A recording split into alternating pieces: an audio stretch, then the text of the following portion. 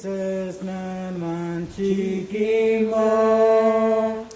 Bubai kola nibasiki Kagege mong batir menteke Lekai na tepaton guru Pelanga Jesus Peluma Jesus Pelanga Jesus Lubagona nibasiki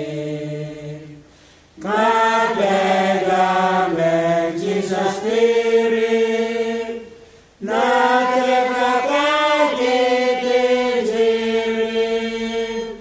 Onya ninjita